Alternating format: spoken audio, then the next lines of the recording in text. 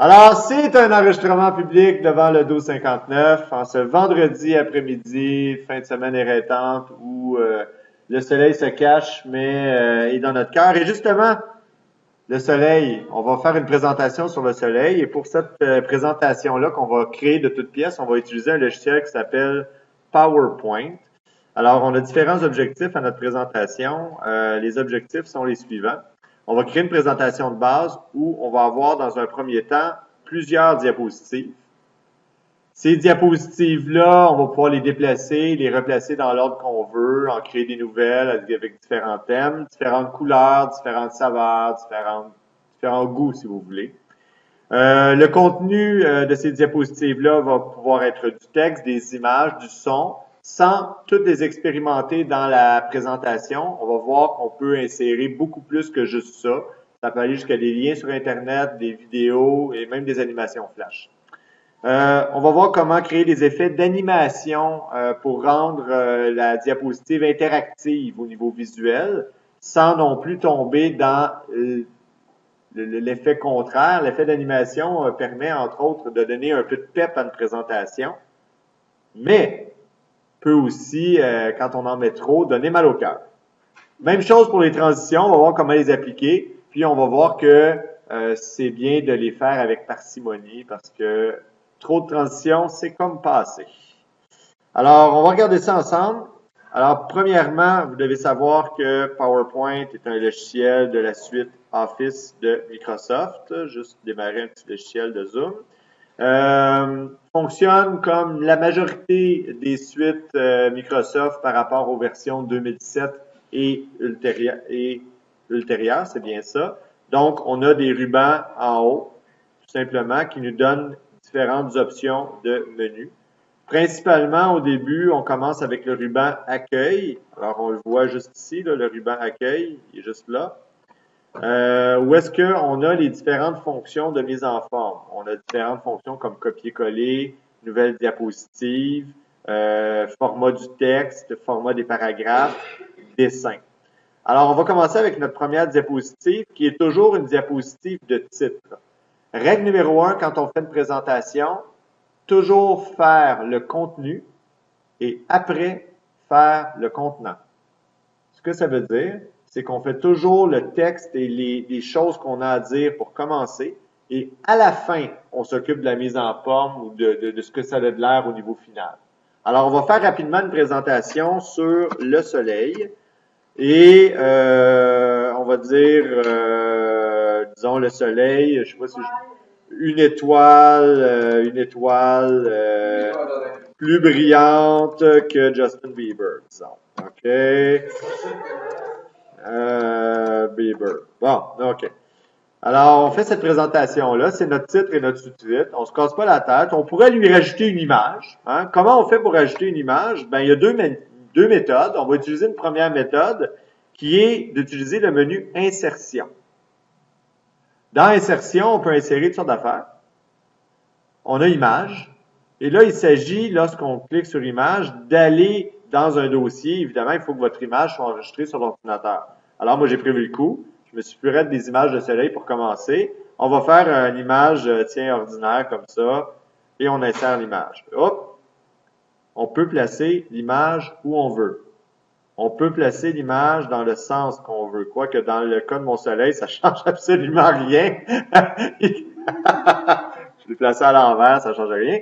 Je pourrais agrandir l'image si la grandeur ne me va pas ou si elle ne me plaît pas, en prenant les coins avec ma souris, tout simplement, en allant chercher les coins et en cliquant gauche avec ma souris. Donc, je la place là. Et c'est tout. Je pourrais maintenant avoir besoin d'une nouvelle diapositive, question de mettre un peu de contenu, parce que ça me semble vide, et comme j'ai dit que c'était plus brillant que Justin Bieber, il faudrait peut-être qu'il y ait du contenu. On va cliquer sur Nouvelle diapositive, et Nouvelle diapositive nous amène à des diapositives contenant des différents formats. Alors, il y a déjà des formats prédéterminés qu'on peut utiliser, très intéressant. On peut y aller avec deux contenus, titre seul, image avec légende. Alors, on y va avec deux contenus. Tiens, je l'aime, celle-là. On peut ajouter un titre. Alors, un soleil joyeux. Et ici, on va mettre un soleil joyeux, pas de faute d'orthographe. On va essayer de faire ça comme ça. Et vous remarquez que je ne change pas la mise en forme. Hein? Je fais juste écrire mon titre, tout simplement, sans plus, sans moins. Je peux mettre du texte, un soleil joyeux a un sourire. C'est tout. C'est connu. Bon. Vous avez remarqué que pour la présentation, c'est pas le contenu qui est important nécessairement. À droite, au lieu de mettre du texte, je vais ajouter une image de soleil joyeux. Je peux utiliser ici, là, je pourrais insérer une image depuis un fichier, un peu de la même manière que tantôt. C'est un petit raccourci que PowerPoint me place. Sinon, je peux aussi aller chercher mon image directement dans l'explorateur Windows. Alors ici, j'ai une image de soleil joyeux. Je peux carrément le prendre dans l'explorateur Windows puis aller le placer dans mon PowerPoint. Je peux faire ça. Je vais appuyer sur la touche supprimer pour enlever mon objet. Je peux aussi appuyer sur les touches CTRL-C pour copier en mémoire mon soleil. Quand je vais dans mon PowerPoint, lorsque je fais CTRL-V, je vais copier ou coller mon soleil. Ici, la petite place pour faire du texte, ben, je peux tout simplement l'enlever. Supprime pour enlever. Et là, je peux placer mon soleil joyeux. Juste, il y a une question dans la salle, un instant. On continue pour ajouter une dernière diapositive. Cette fois-là, on va prendre une diapositive qui est vide. Et on va se rendre compte qu'il n'y a pas d'endroit pour placer un titre. Or, si je voudrais insérer un titre ou du texte, comment je fais? Parce que quand je clique, j'essaye d'écrire, je ne suis pas capable. Alors, dans Insertion, c'est toujours possible d'insérer une zone de texte.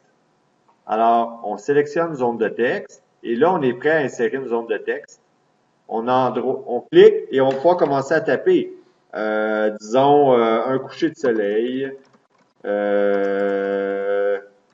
C'est toujours inspirant. Tiens, OK. J'espère que j'ai une photo de coucher de soleil pour appuyer ça. Mais toujours est-il que je voulais que ça soit plus gros, mais je peux tout simplement agrandir ma boîte.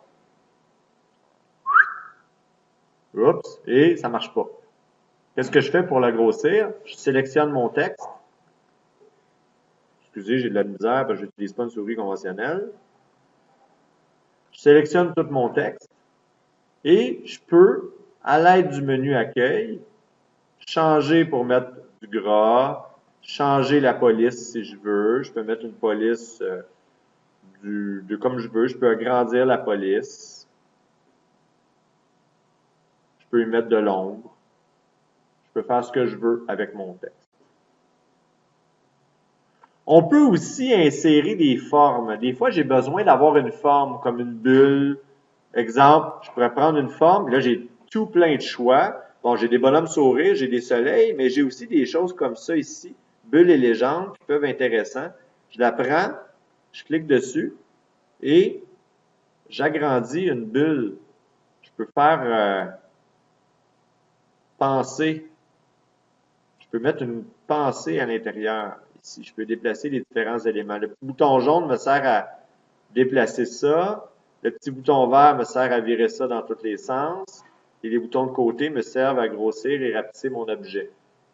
Puis à l'intérieur de cet objet-là, si je clique avec le bouton droit de ma souris, je peux avoir une option « Modifier le texte ».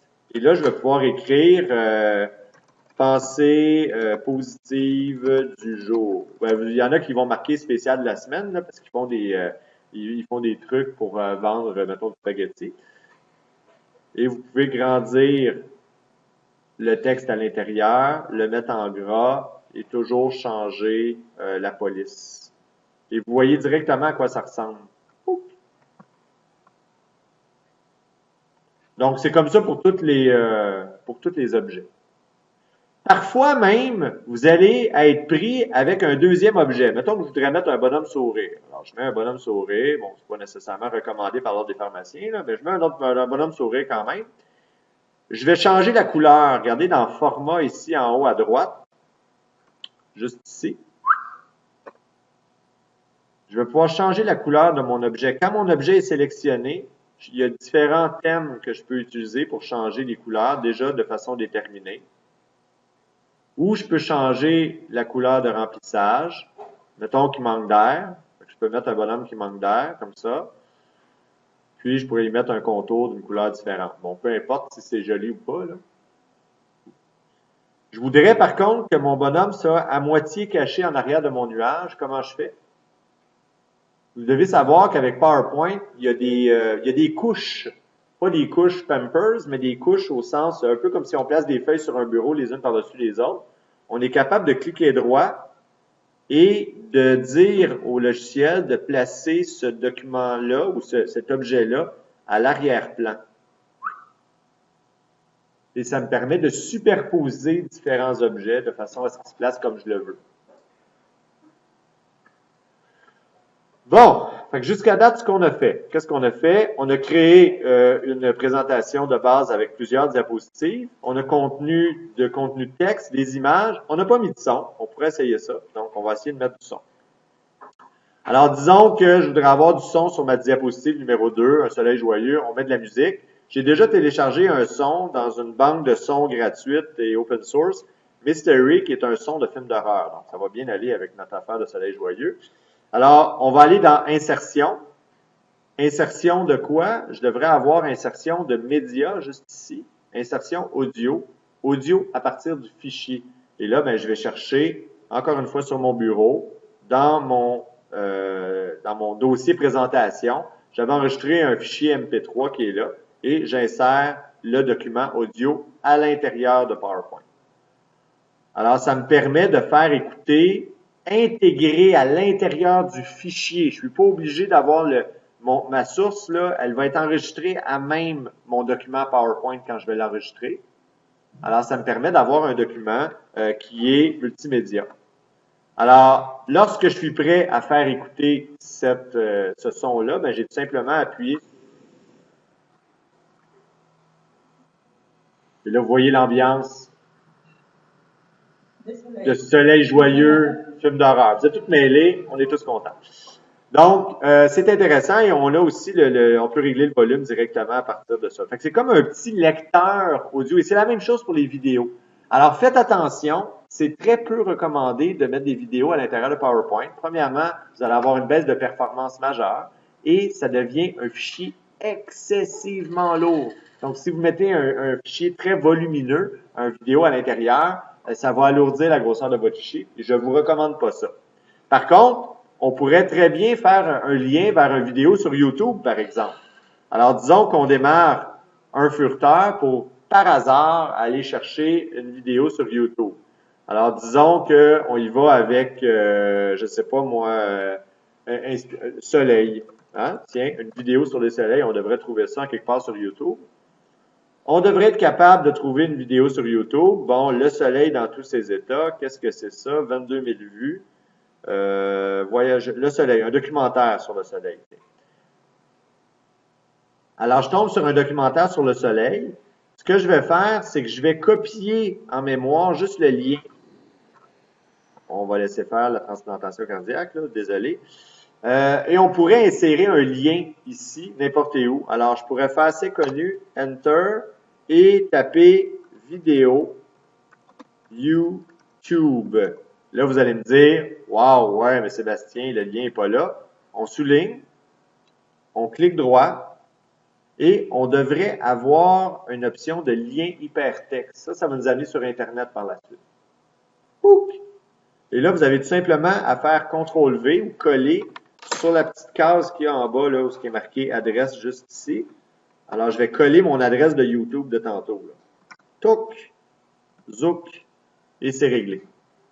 Alors, à ce moment-là, quand on va consulter la page web, on aura juste à cliquer sur le lien et on va, le furteur par défaut, le navigateur par défaut, ça peut être un navigateur de moins bonne qualité comme Internet Explorer, oups, c'est enregistré, ou un meilleur comme Chrome Firefox, qui va ouvrir pour lire le contenu sur YouTube. Vous avez remarqué que présentement, on n'est pas en mode présentation. On est peut-être rendu au moment où justement, on voudrait l'essayer, notre PowerPoint. En tout temps, vous avez deux méthodes. La première méthode est un petit peu loin cachée. Alors, on va zoomer, on va se rendre en bas à droite. Et on va regarder que vous avez un petit bouton ici, c'est pour afficher la présentation. C'est pour afficher le PowerPoint en mode présentation. L'autre méthode, c'est d'appuyer tout simplement sur la touche F5 de votre clavier. Alors, les deux méthodes vont bien fonctionner. Alors, disons que j'appuie sur la touche F5. On tombe en mode présentation. Et là, on est capable, tout simplement, en appuyant sur soit la barre d'espacement du clavier ou d'appuyer avec la souris, on est capable de faire afficher les diapositives. Alors là, dans la salle, les gens sont contents parce qu'ils voient le soleil s'animer. Et oui, c'était une image de type GIF animé. Quelle joie! Je vais essayer de voir si mon vidéo YouTube fonctionne. Je clique sur le lien et techniquement, le furteur va s'ouvrir automatiquement. Alors, je vais lire le document à l'extérieur de mon PowerPoint, ce qui est recommandé, je vous dirais. C'est beaucoup plus facile, oui. Et si j'appuie sur la touche, je vais avoir ma dernière diapositive qui apparaît. Alors, jusqu'à date, on n'a pas fait des miracles, on a quand même fait pas mal de choses intéressantes.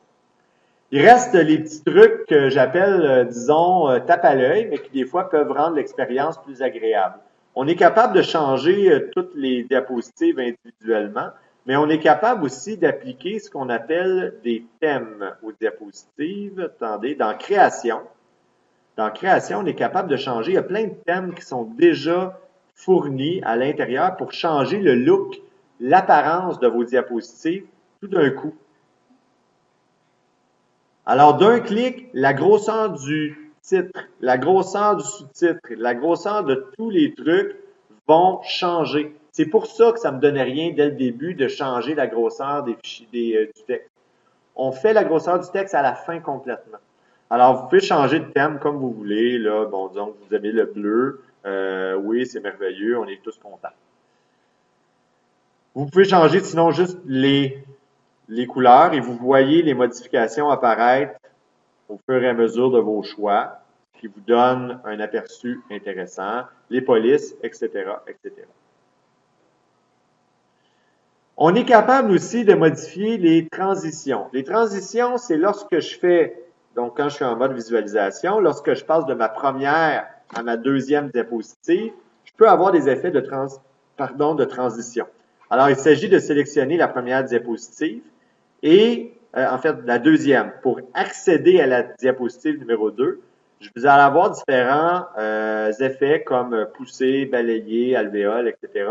Alors, plus vous allez utiliser des ordinateurs performants, plus vous pouvez vous permettre d'avoir des animations qui sont, disons, impressionnantes. Donc, vous pourriez utiliser quelque chose comme un cube.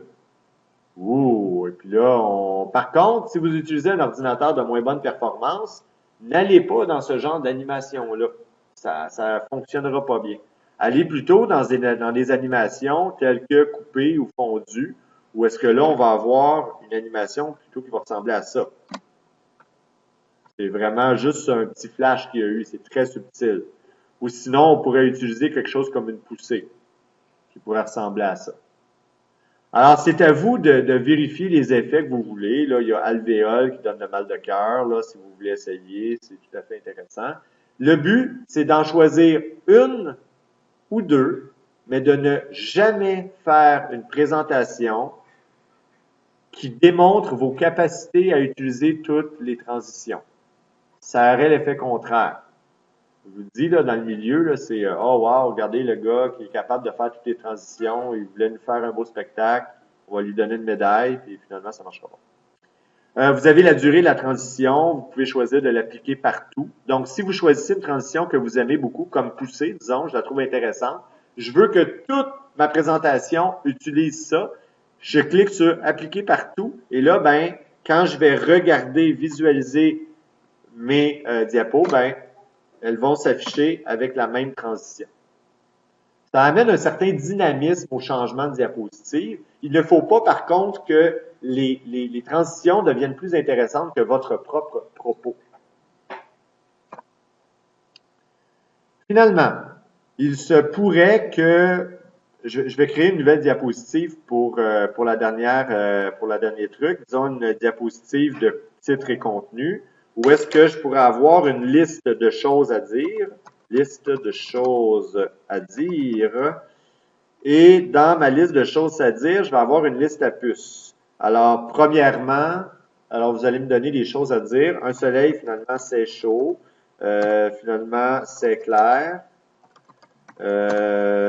C'est gros. Puis, c'est jaune sur un dessin. Puis, c'est plus joli avec un sourire. Bon. Donc, différentes listes de choses à dire que je pourrais, bon, évidemment, agrandir pour que ça prenne tout l'espace. Bon.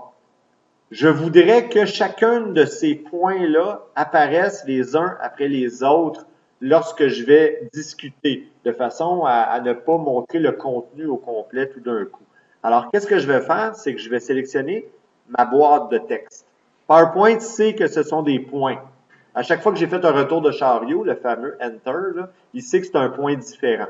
Alors, ce que je vais faire, c'est que je vais aller dans Animation et je vais ajouter à l'item qui est sélectionné une animation. Et là, bon, écoutez, on les fera pas toutes, là. Il y en a des dizaines. Vous pouvez faire différentes animations. Disons que je fais l'animation de zoom. Et là, je vais avoir une démonstration illico presto des animations. Je peux tout de suite aller le voir. En passant, si vous voulez aller voir en mode présentation à la diapositive en cours, vous faites Shift F5. Ça vous amène directement à la diapositive en cours parce que parfois on en a des vingtaines et on ne veut pas repartir du début à chaque fois. Alors, si j'appuie une fois sur la barre d'espacement ou je clique gauche de la souris, même effet, c'est chaud. C'est clair, etc. Et ça me permet de contrôler le débit de la présentation. C'est bien beau, mais il se pourrait que des fois, j'aimerais mettre un peu d'automatisme dans la présentation. Je pourrais aller, par exemple, donner un certain délai. Alors, ici, le numéro 1, il est indiqué en haut, juste ici, là, je ne sais pas si vous pouvez remarquer, au niveau du minutage, il est indiqué que le point numéro 1, lorsque je le sélectionne, il est démarré au clic. Je pourrais le démarrer avec la précédente. Et je pourrais mettre un délai d'une demi-seconde ou d'une seconde. Je pourrais mettre une durée d'une seconde. On pourrait voir qu'est-ce que ça a l'air. Évidemment, il faut aller visualiser l'effet tout de suite. Fait que je vais aller voir avec F5 c'est quoi le résultat. Techniquement, automatiquement, ça vient d'apparaître après une seconde d'affichage. Et je pourrais aussi changer l'ordre pour que lui apparaisse après la précédente. Celui-là, après la précédente. En tout cas, il y a une manière de le vérifier, de le modifier. Juste un instant. Donc, on s'excuse. Si on était dans un vrai film, on pourrait voir quelques minutes plus tard. Alors, on a mis la vidéo sur pause parce que votre présentateur était un peu mélangé avec la version de PowerPoint. Grâce à l'appel au public, j'ai utilisé mon appel au public, j'ai plus le droit maintenant. On a fini par démêler les choses. Donc, je sélectionne mon objet. Ici, j'ai le volet animation qui me permet de personnaliser les animations. Et à ce moment-là, je peux voir effectivement les différents effets qui sont là. Et je peux sélectionner le minutage de chacun des items. Alors, je peux mettre celui-là et après la précédente avec un délai de 1,5 secondes, etc. Donc, je suis capable de sélectionner chacun de mes éléments et ça devrait configurer ou en tout cas modifier l'ordre d'apparition de mes éléments. Par contre, sachez que ce genre d'automatisme-là n'est vraiment pas recommandé dans le cadre d'une présentation live en personne. Je vous recommande très fortement d'éviter toute forme d'automatisme parce que les automatismes font en sorte que tu ne peux pas sortir de ton cadre de présentation et c'est pas recommandé. Alors, pour certaines petites choses en boucle, ça va, mais sinon, allez-y le plus manuel possible et le plus simple possible. Donc, c'est avec ce genre de truc-là qu'on peut effectuer ça. Deux dernières petites choses au niveau de la vidéo. La première, c'est, bon, au niveau du diaporama, ça va. ici, sur chaque diapositive, il y a des commentaires. Une erreur majeure, c'est d'écrire du texte long dans les diapositives. Ne faites pas ça. Une diapositive, ce sont des mots-clés. C'est chaud, c'est clair, c'est gros. Même qu'à la limite, le mot « c'est », c'est même pas nécessaire. On pourrait juste écrire « chaud », on pourrait juste écrire « clair », puis c'est tout. C'est fait pour se rappeler comment c'est fait un soleil. On n'a pas besoin d'aller dans les grandes phrases complexes. Si vous voulez vous créer des notes de suivi, vous pouvez utiliser en bas de chaque diapositive des commentaires.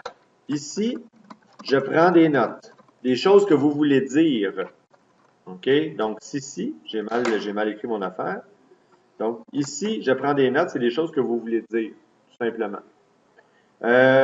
Lorsque vous êtes prête à faire votre truc, il n'y a rien qui vous empêche de partir votre fichier et d'imprimer votre PowerPoint. Et il y a différentes façons d'imprimer un PowerPoint. Vous pouvez utiliser la page de commentaires qui va vous permettre d'imprimer une feuille et sur cette feuille-là, vous allez voir les commentaires apparaître sur chacune des pages que vous allez imprimer. Ça peut vous permettre de vous faire un document de référence, de notes de suivi quand vous allez faire votre vraie présentation. Alors, ça va éviter de surcharger les trucs. Alors, donc, vous êtes capable d'imprimer de différentes manières en plan, 3 diapositives par page, 2 diapositives par page avec PowerPoint. Et aussi, vous pourriez enregistrer sous. Il y a plusieurs versions de fichiers PowerPoint. Les versions pour Windows 2003, pour XP, c'est des extensions PPT. Et ça, c'est pour la version XP et la version 2003 de PowerPoint. Pour la version 2007 et 2010 et les suivantes, c'est la version PPTX de PowerPoint. Alors ça, c'est le fichier de base. Si jamais vous voulez faire une présentation qui ne sert qu'à présenter, c'est PPS ou PPSX en version 2007-2010. Et ça, ce n'est que la présentation. Alors, pour être capable de faire un PPSX ou un PPS, ça vous prend absolument le fichier d'origine pour pouvoir créer ce fichier-là. Et tout ça, vous êtes capable de les créer en faisant enregistrer sous et en sélectionnant le type. Et vous allez voir, là, vous avez une panoplie de types, là. Concentrez-vous sur les 4 dont je vous ai parlé et ça devrait bien faire le travail. Si vous voulez enregistrer votre présentation en format qui va être compatible avec une version antérieure de PowerPoint comme 2003 ou version XP, à ce moment-là, vous choisissez PPT tel que je viens de vous indiquer. Alors, ça nous permet d'enregistrer notre document PowerPoint de façon à ne pas perdre d'informations. Évidemment, je n'avais pas encore enregistré mon travail. Alors, j'enregistre le soleil.pptx et ça me donne un fichier PowerPoint qui est juste ici, enregistré sur le disque dur ou sur une clé USB de votre ordinateur. Alors, ça fait le tour de notre présentation. Je vous souhaite un beau soleil. Bonne journée.